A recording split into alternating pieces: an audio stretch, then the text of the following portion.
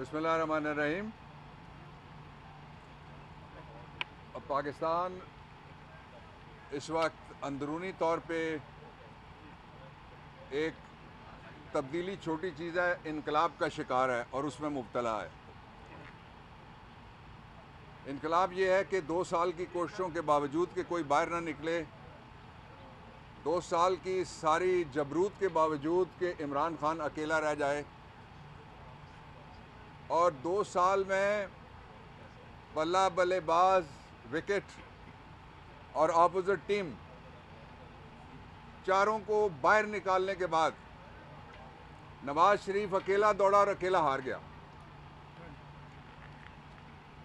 मैं मानसेरा के अवाम के और लाहौर के अवाम के दोनों के हम मकरूज़ हैं पाकिस्तान तहरीक इंसाफ, इसलिए कि वहाँ ना हम जलसा कर सके, ना हमें रैली की इजाज़त थी, ना हम कंपेन कर सके, ना हमें निकलने की इजाज़त थी। इसके बावजूद पार्टी रेवोल्यूशन के हक़ में वोट दिया है और वो सॉफ्ट रेवोल्यूशन है। पाकिस्तान के लोगों की हकीकी आज़ादी मुल्क उनका है, किसी का नहीं है। और इस मुल्क में राज अवाम का होगा, वोट से होगा, किसी दूसरे तरीके को हम नहीं मानेंगे। और इस दौरान आज जब मैं आपके पास बात कर रहा हूं, 8, 9, 10, 11 और 12 5वां दिन है। ये पाकिस्तान की हिस्ट्री का पहला इलेक्शन है जिसमें अभी तक ऑपरेशन रद्दोबदल जारी है,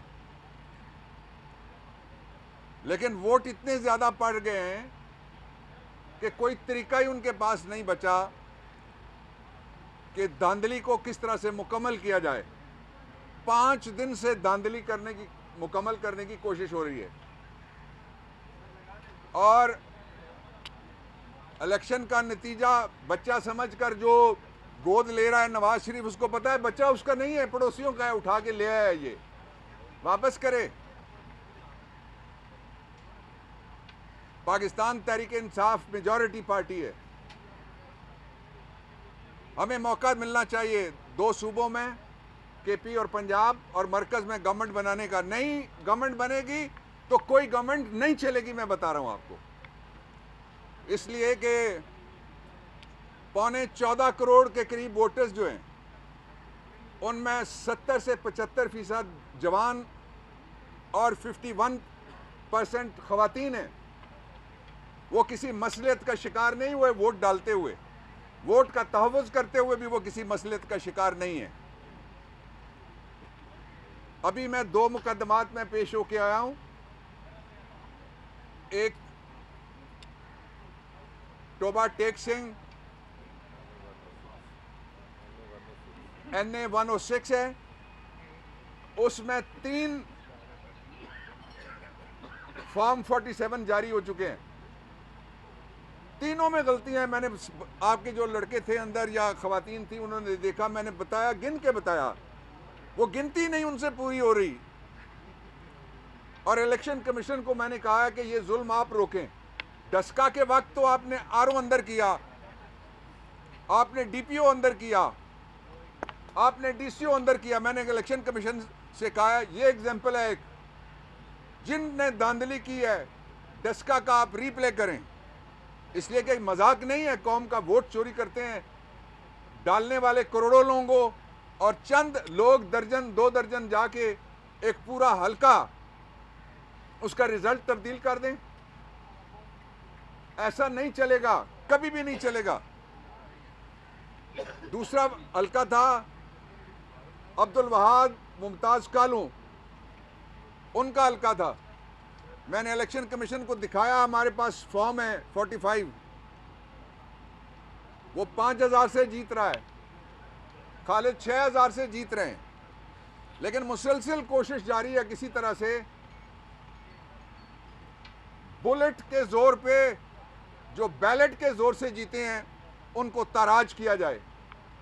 लेकिन नवाज शरीफ, वोट की बेइज्जती करके आपको टके की इज्जत नहीं मिलनी।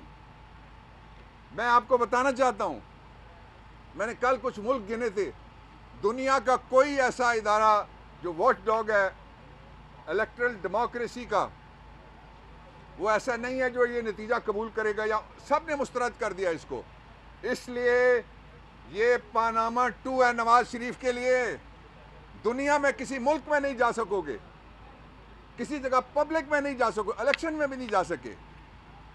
अब भी तुम्हारे पास वक्त है कि कौम के साथ टक्कर मत लगाओ, दस्तूर के साथ टक्कर मत लगाओ, कौम का राइट ऑफ वोट मत छीनो।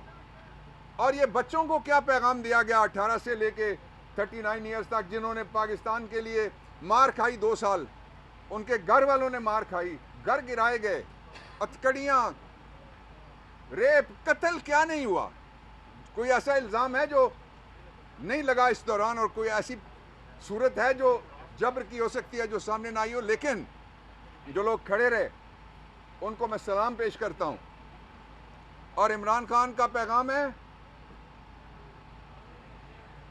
कि 2 दिन लगे, 2 हफ्ते लगे, या जितना अरसा लगे, we will not surrender our right. इसलिए कि फ्री इमरान आइन का तकादा है कि उसको फौरी तौर पे रिहा किया जाए।